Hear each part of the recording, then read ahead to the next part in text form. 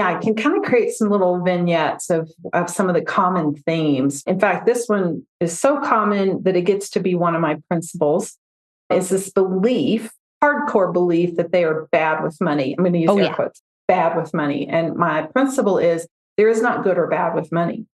And often a lot of people are like, that's not true. I'm bad with money. So what are you talking about, Wendy? Kind of thing. And because if a woman thinks she's bad with money, there are people in her life she identifies as quote unquote good with money.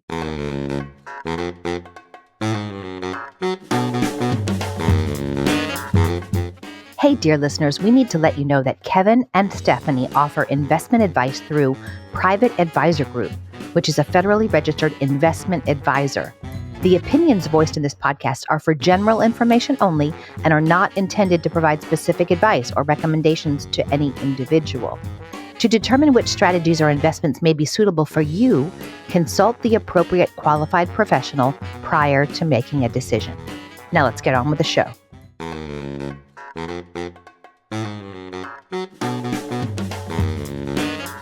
This is Take Back Retirement, the show that's redefining retirement for women. Retirement is an old-fashioned cultural concept.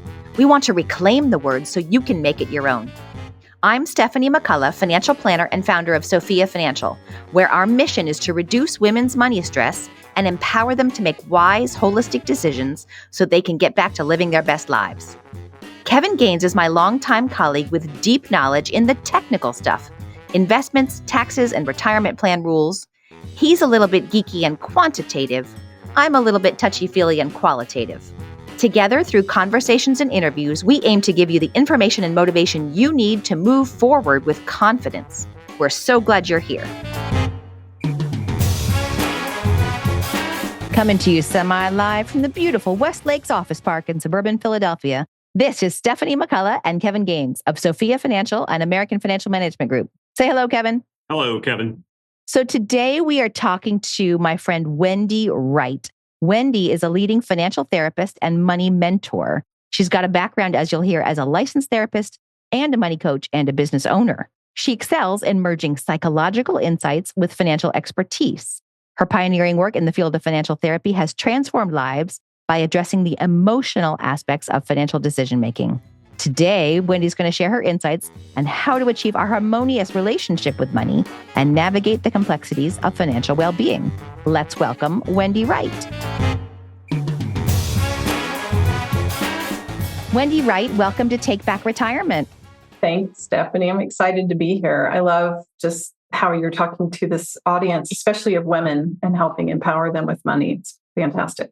Yes. And, when you and I met and started talking, we realized we are like copacetic on this topic and believe a lot of the same things. Before we dive into that, though, could you, as a financial therapist yourself, give us a quick definition? Where does financial therapy fall on the spectrum between therapy and like financial planning? Yeah, fantastic question. So there is a little bit of a spectrum here, like of different things. I'm a licensed marriage and family therapist, and I am also a trained money coach.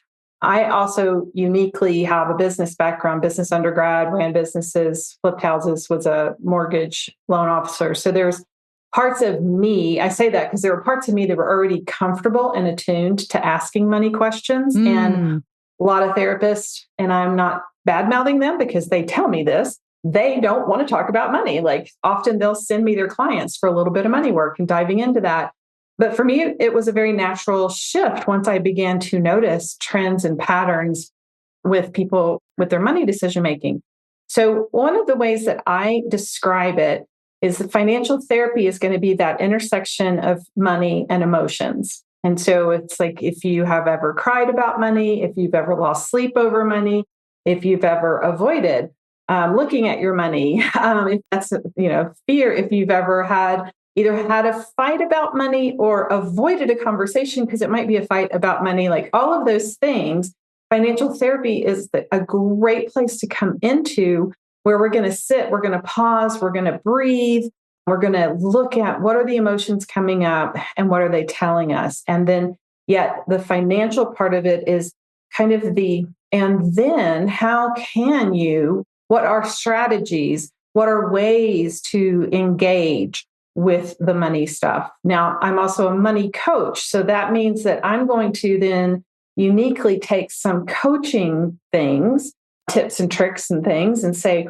why don't we try this? Like, for instance, I might say, why don't we start putting $10 a week in your savings account? Now, that is a coaching tool of like, here's the strategy. The therapy part's going to be, okay, what did that feel like? If you didn't do it, what did it feel like? If you did it, what did it feel like? Because it doesn't matter at that point, the dollar amount, it's more of the emotional journey.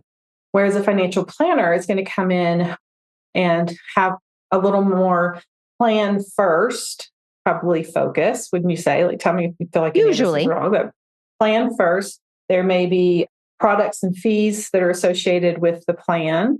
And I think also it's really empowering when your financial planner feels comfortable explaining their fee structure to you. That's a great energy check of like, how is this working? So that's helpful to know. And then they're going to look at strategies. They're going to kind of talk to you about that stuff. Whereas in financial therapy sessions, I often actually help my clients role play a meeting with their financial planner, because those meetings are like, we're meeting weekly or every other week for months. A financial planner is going to have less frequency and more data driven in those moments. So knowing, for instance, one of the things that I encourage my clients to do, especially ones, because I'm working with people with shame and anxiety and fear, and I don't want to appear stupid. I don't know what to ask. And so as a financial planner, you may recognize that's when their eyes start to glaze over, or they start to check they're checking their phone, and you're like, what's going on? We're having this conversation, and kind of stuff that. So I help them come into, okay, what are key questions? And I break it down to 2 or 3. Let's start with 2 or 3. Let's like really break it down. Then they know to ask, and then they can come back for another visit, or maybe then they feel free to ask another question, but we break it down so it feels approachable. Yeah. So say it sounds like, as you're describing the people, for lack of a better phrase, the symptoms of why they might need to work with a financial therapist, it sounds like everybody could work with a financial therapist. Because I mean, honestly, even you rattled off those issues. I've had a few of those issues. Me too. Absolutely. Yeah. Yeah. So I think that's super helpful to recognize and to break down the shame, Kevin, of like, hey, this is approachable. Anyone could do this, especially if you want more improvement, more satisfaction in your relationship with money, more sustainable practices. To me, that is a big core of healing money stories, is finding sustainable practices, not magical ones. And I talk about that often. In my experience as a financial therapist, I've also trained other therapists to be financial therapists. And I've talked a lot about like, what the heck is it? And so I have created 10 principles of financial therapy, and we can pull a few of those today that may be helpful. But one of them is just that nothing is really going to work for you if it's not sustainable. And that's more important than pretty or perfect or popular, any of that kind of stuff. So, yeah. Oh, I like that. So the one thing that really kind of stood out to me in your explanation was the avoidance, because I see this all the time. I will meet women in their 50s, 60s, and they kind of get this look on their face like, oh, I know I should be paying attention to this stuff, but whatever, like it just feels more comfortable maybe to push it off till next week, next month, next year. Heck yeah. What in your mind is at the heart of this avoidance? Such a great question. Like, to know what is at the core of our avoidance is so powerful. Now, one of the first principle of financial therapy that I always say has to come first, and the rest of them we work into wherever we are, but it is to approach it with abundant, compassionate curiosity and zero judgment. Ooh, yeah. So we want to come sit beside the avoidance and say, hey, what's up? Because it can be different things for different people, but often it's fear-based. There's a fear. Often it is a mindset based, especially if the word should pops up. That is a key to me, that there's some shame involved, so that I should be something that I'm not. which means that if I'm not that, I can't approach it. And it really blocks, it really shuts you down. So we want to look for that too. And we want to be able to see, or perhaps it is task overwhelm. And again, that's part of why if it feels like money often feels like this black hole that if I log into this one account, I'm going to be here for 3 days and never get away from my money stuff, right? And That's so true. being able to say, no, let's do one or two things. And then they're able to do that. And so that can be a part of the avoidance as well. So getting to know the avoidance is super powerful. Yeah. Could you share, obviously, anonymously, a story or two about women you've worked with that have been experiencing this shame?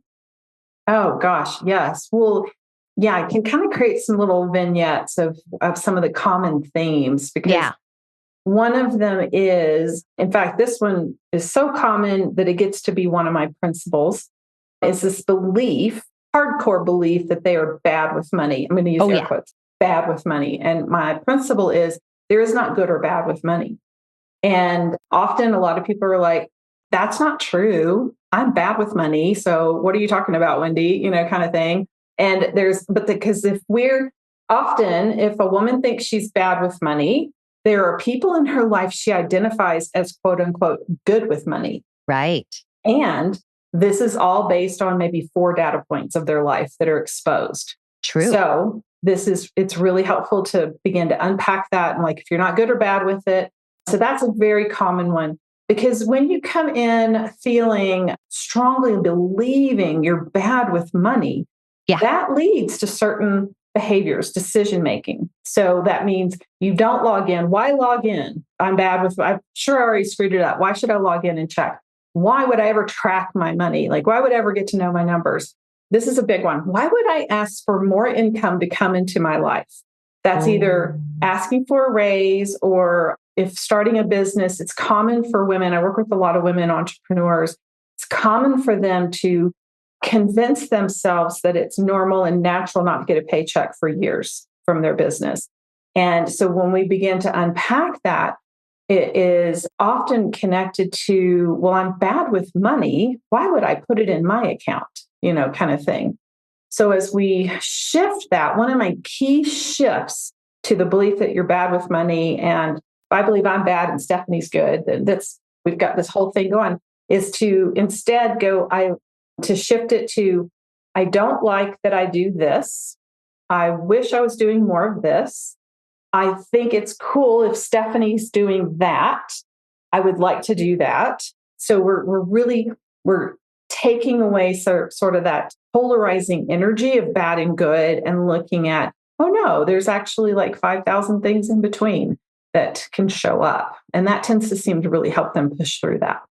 I love that. Getting specific about like, oh, it's this behavior I think she does that I would like to do more of, because of course you could do more of that. Right. Yeah. Right. Oh, I like that. Wendy, when you're working with your clients, how often do you see a lot of their expectations are shaped by stuff they've read, seen, heard, not necessarily observed, oh, my next door neighbor or my parents or something like that. But frankly, all the bullshit that we find out, all the clickbait blog posts and things along those lines that create this false expectations of, if you're not doing it this way, you're screwed. How does that play into people's expectations? Yeah. It can play a big role. If we feel unsettled in an area, such as money, and we also feel like we can't trust ourselves. So why look within, which is one of kind of part of my sort of why statement is that I want to create a space for women to trust their intuition. When I call it soft planning or intuitive planning. We start with a pencil and a piece of paper and we sketch stuff. But we want to tie into that. But when we don't feel that, when we feel like we are the last person that we would ask for money advice, then we will ask anyone. And what happens, because I also have a marketing background too, so I will often share with the client, here's how an algorithm works. here's why you want to believe it and why it feels like they just spoke to you. Because there's a lot of like data and research that's gone into how to hook somebody. Like it's just a big part of it. Oh, yeah. The marketers know all the psychology, right? Absolutely. Like they are basing their strategy on behavioral psychology, financial behavioral psychology. Yeah. But their goal is to sell you something, not support you and build you up. So it's helpful to look at that. So what we might do, sometimes we might do a little bit of an inventory and maybe jot down for a week. What are the top 10 messages you're getting about money? And let's say, for instance, one of the things, if a client's feeling really bad about the fact that they have debt, this is very common. And it's not just feeling bad, it's feeling shame. Yes. So I am bad because I have debt.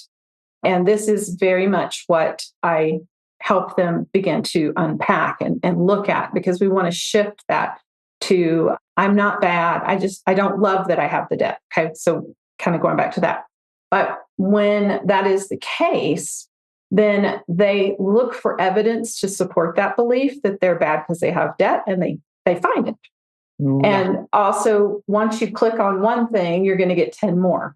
So it's helpful and important to look at that. And also why it's super important and powerful. And what I am always saying is, don't rush to pay off debt. That's not a strategy. That's a panic. We want to look at what my principle is. We want to learn to stay out of debt before you get out of debt. And that's really powerful and also terrifying for my clients. Like they struggle so hard with that. But when we start to really work with that, it makes some of the hugest differences in their life. That's really fascinating. I think, Kevin, you were saying the phrase you're hearing from the client is, if I could, quote unquote, just get out from under the burden of this debt.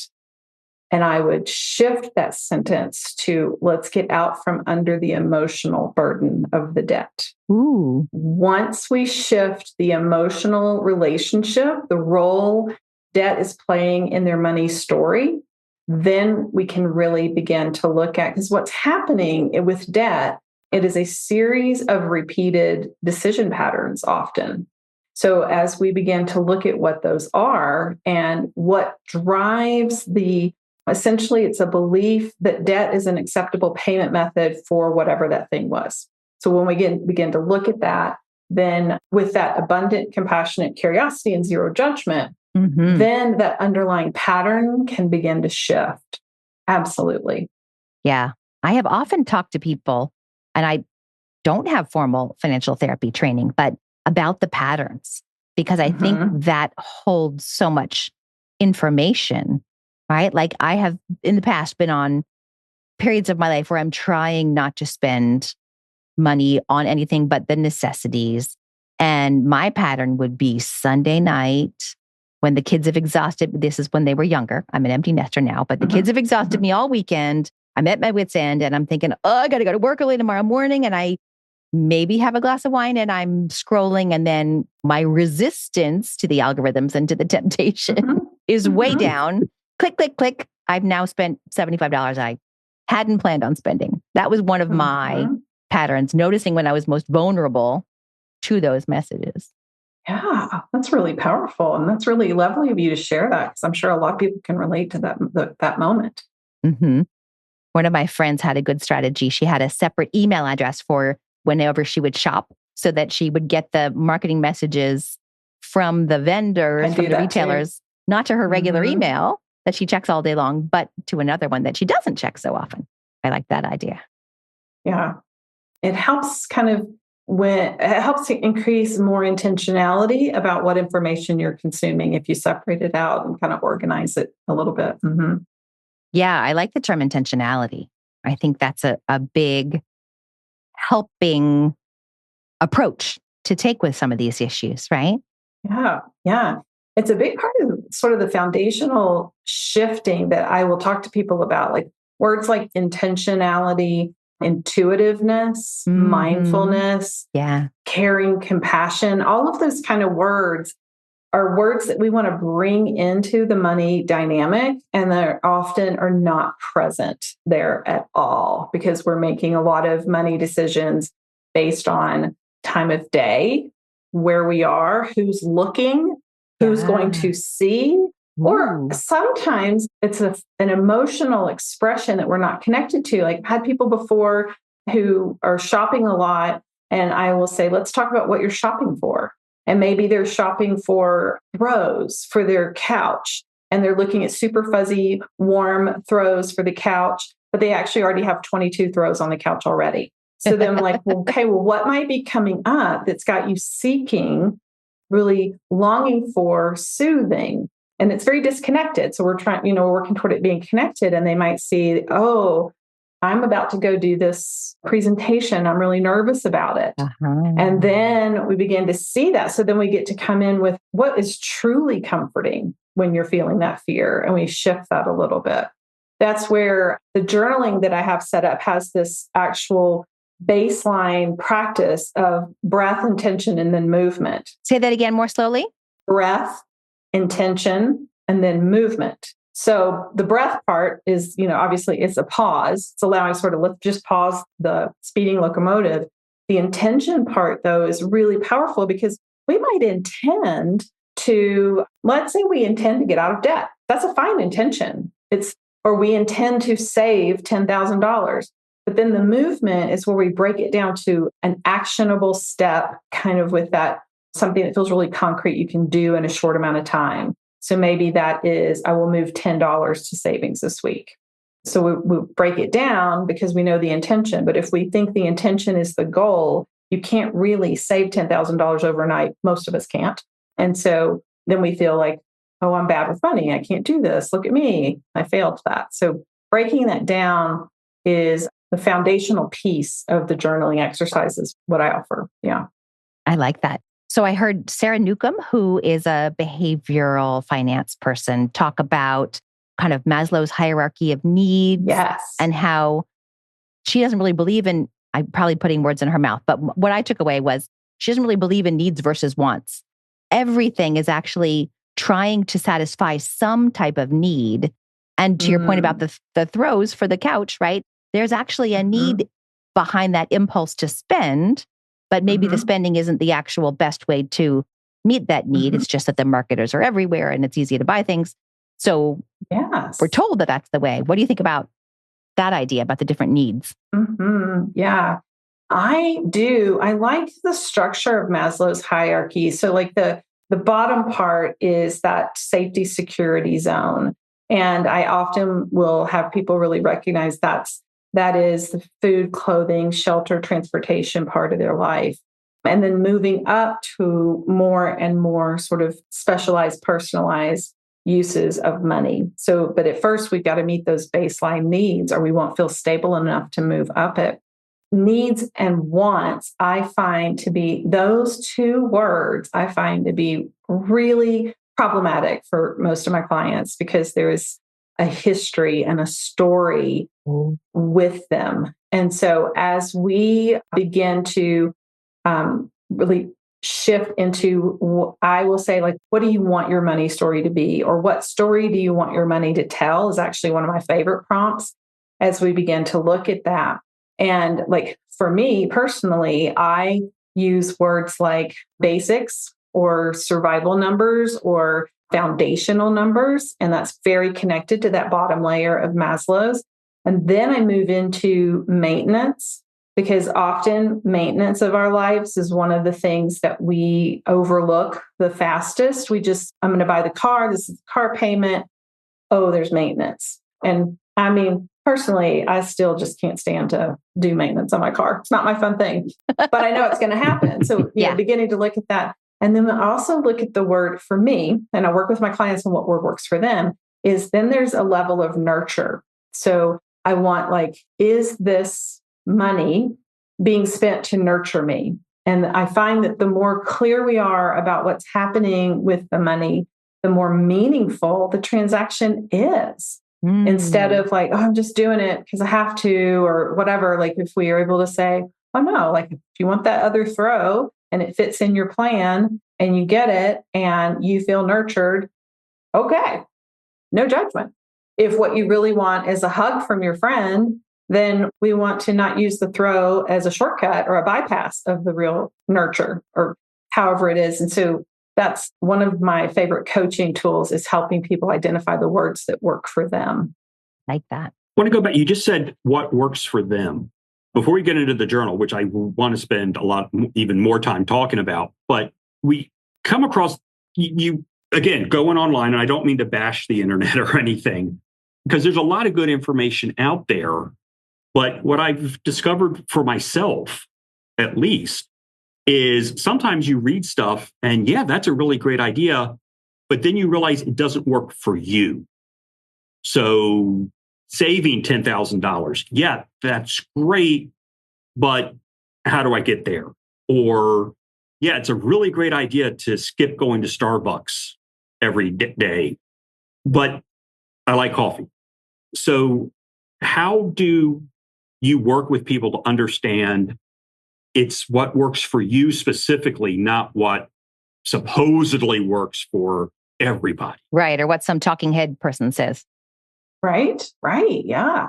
That is super powerful. So once we come into first identifying what they should, or, what they think they should be doing, and maybe we'll write those down, then we're going to find different words for each one of those things. So classic example would be, oh, you shouldn't go to Starbucks or whatever. Who cares? If you want coffee, do coffee. But if it works with your plan. So one of my other principles is, instead of living out of your bank balance for decision making, we want to shift to living out of a plan. The plan is only as good as the adjustment process. And that's what we're talking about here, is how do we make adjustments? And that's usually where it gets sticky. So if they think, oh, if I just don't do this, or if I just do this kind of thing, that will make the difference. And then sometimes we try that for a few weeks. And this is the beauty of financial therapy, because we're meeting regularly and we look at this. It's not quick work, it's deep work. So then we look at something and we try it and we think that's the problem, when actually maybe they're just responding to shame. Maybe they just cut out something in their life because they felt so ashamed of themselves because a lot of people said you shouldn't do that. That's not a sustainable thing. What you'll end up doing is you'll still get it. You'll just hide the coffee cup, just picking on that one, because that one gets a lot of buzz and a lot of hate. But yeah.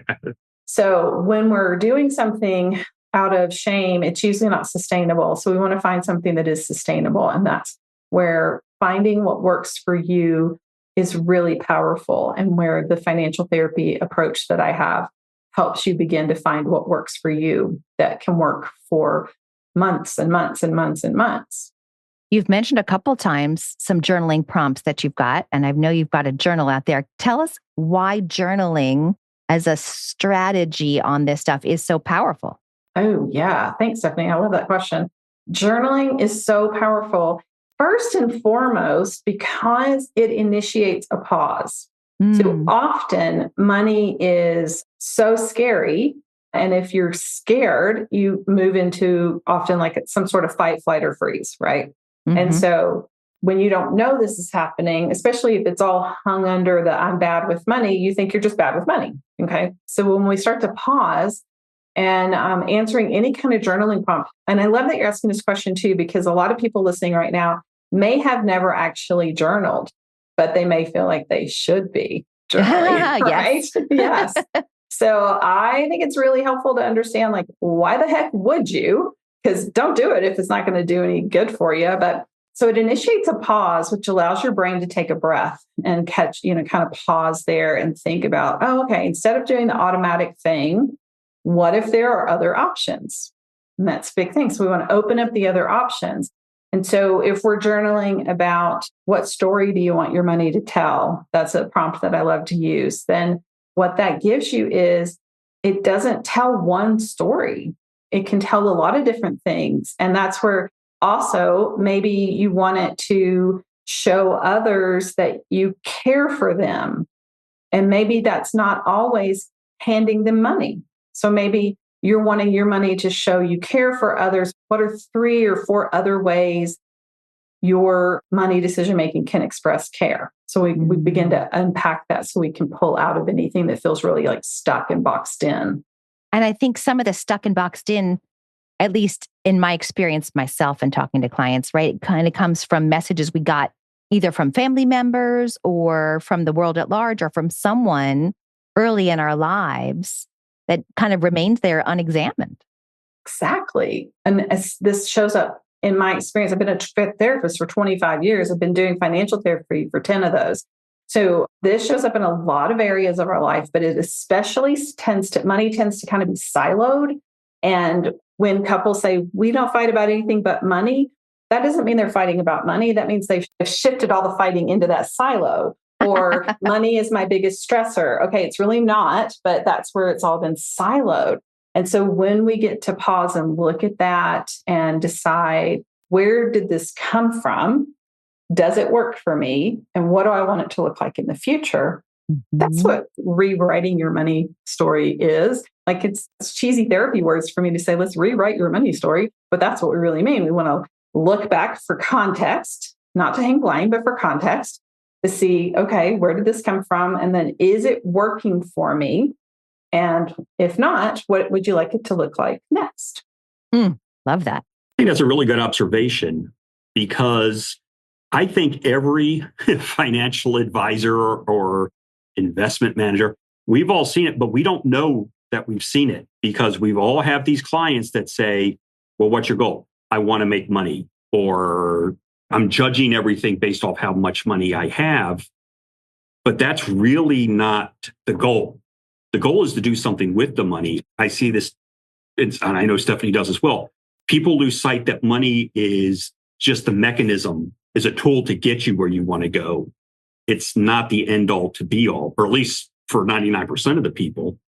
Is that a conversation that you find yourself having a lot of times?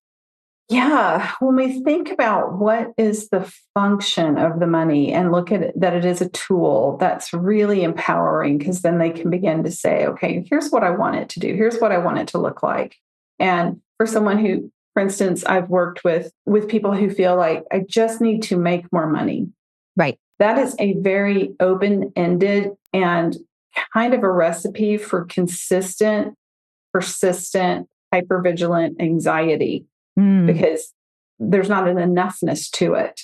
And if the purpose of it, because often the purpose of that is usually our purposes are very valid. Like maybe that's comfort, maybe that's security. Maybe mom and dad always fought about money because they were always saying there's not enough. We can't afford that. Like these were the messages growing up. So the opposite of that is I'll have enough. Well, what is enough? Well, it's always a little bit more, right? So that creates this perpetual, like, I'm never quite there. I'm never quite there. I'm never quite there. That is very unsatisfying.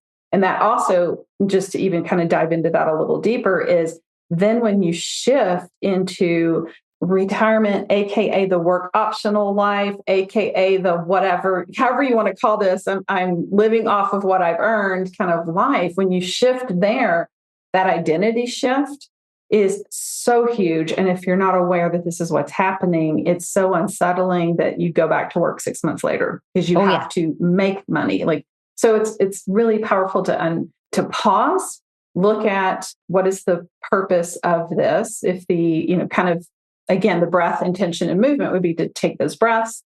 The intention is I want to make more money. And the action is, I want to also then be present with my family. So I'm going to spend 5 minutes having eye contact with someone, or, it's like there's ways in which then we begin to say, what do you want that money to bring you?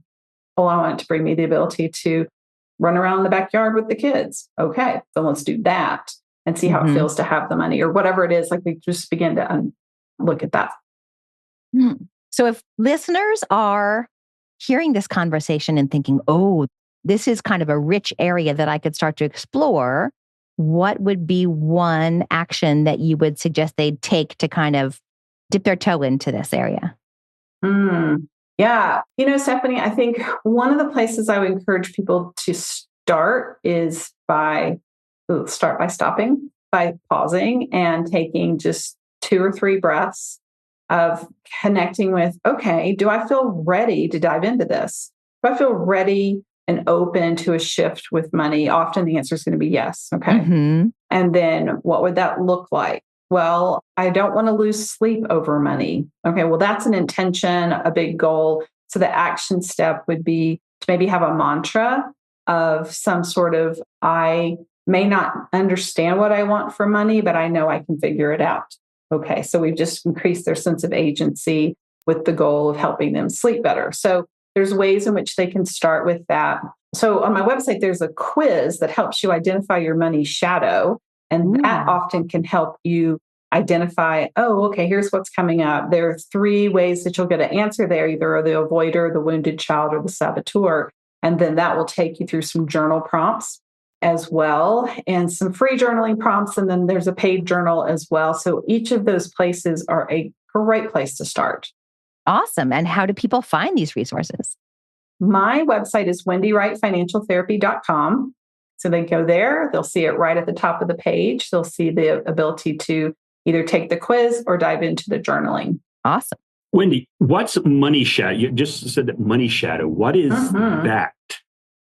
Yeah, it's kind of the expression of what is that unseen motivator or story that's getting there. Like if you find yourself, because I hear this a lot, I keep doing the same thing with money and I didn't mean to, or I don't understand why I keep repeating this. It's shadow is a way of looking at, because it's kind of there. And if you think of a shadow, it's an extension of you in some ways, but it's also there, maybe kind of whispering to you a little bit, helping you either consistently avoid or consistently sabotage, like get in your own way, so to speak. When you begin to see, oh, that's where this pattern's coming from, then you can begin to make a shift from it. But does that sort of give it an explanation, Kevin, that makes sense to you? Yes. Yes. Thank you very much. Wendy, thank you so much for being with us. And we appreciate hearing your take on this. And I think it's just really valuable to hear that, we all have money issues and it's okay to kind of dive in, take a little time to explore them. Thank you. Yeah, you're Thank welcome. you. Thanks for having me. Yeah. Stephanie, we keep getting these financial therapists and money coaches on, and I want to say there's a very good reason. Yeah. It's because, this is some of the core things we all can work on and get better at. Yeah. And I'm talking about you and me. I'm not even talking about our listeners. All humans. We got emotional baggage around money. And we started off the conversation about if you've gone through these emotions, maybe you want to talk to a therapist. And of the 6 or 7 she rattled off, I know at least 3 of them applied to me. Oh, yeah, for sure. I liked that she talked about kind of the prerequisite, the mindset that we should all try to bring to this is abundant, compassionate curiosity and 0 judgment, which means 0 self-judgment, right? Like, yes, we all struggle with this stuff. Yes, we all have issues with it. And let's try to set aside that judgment and just be curious and compassionate with ourselves. I really love how she put that. The other phrase she threw out there that I enjoyed was start by stopping. Mm-hmm. Just take an extra breath. And again, not saying to stop you from doing something, but just to think through why you're doing it. That's the whole purpose of the journaling, to understand why you're doing it. Maybe you really just want to buy another blanket, but maybe there is something else to it. Mm-hmm. A little bit of self-reflection isn't going to prevent you from getting happy. A little bit of self-reflection isn't going to make you less happy. It's actually going to probably allow you to enjoy it more because you know why you're doing it. Right. And you can embrace that moment. She was talking about getting clear on your intention. I really like that. And then the other maybe hot take, maybe controversial statement was that there's no such thing as being good at money or being bad at money. Oh, that was a little mic drop moment to me. Like, let's just even take that out of the vocabulary. It does not exist. Let's get a little bit more specific about what we're talking about and say, oh, I'm feeling uncomfortable that I did these things, or I really wish I could do more of those things. That's much more useful. Well, I mean, in this conversation, good and bad is a matter of perspective. I mean, we talk about not trying to keep up with the Joneses. Well, just because somebody else has an attitude about how you should spend money or how you should save doesn't mean that's how you should be spending or saving. You're going to do what's going to work for you, but understanding why you're doing it, that's going to help you get clear. Mm-hmm. Well, we'll definitely link to Wendy's website in the show notes. Definitely check it out. She's got some great free resources there. And her money journal is at a low price point too, if that's something of interest. Thanks so much for being with us. We'll talk to you next time. It's goodbye from me. And it's goodbye from her. Be sure to subscribe to the show and please share it with your friends. Show notes and more information available at takebackretirement.com. Huge thanks for the original music by the one and only Raymond Loewy through New Math in New York. See you next time. Investment advice offered through Private Advisor Group, LLC, a registered investment advisor. Private Advisor Group, American Financial Management Group, and Sofia Financial are separate entities. The opinions voiced in this material are for general information only and are not intended to provide specific advice or recommendations for any individual security. To determine which investments may be appropriate for you, consult your financial advisor prior to investing. This information is not intended to be a substitute for individualized tax advice. Please consult your tax advisor regarding your specific situation.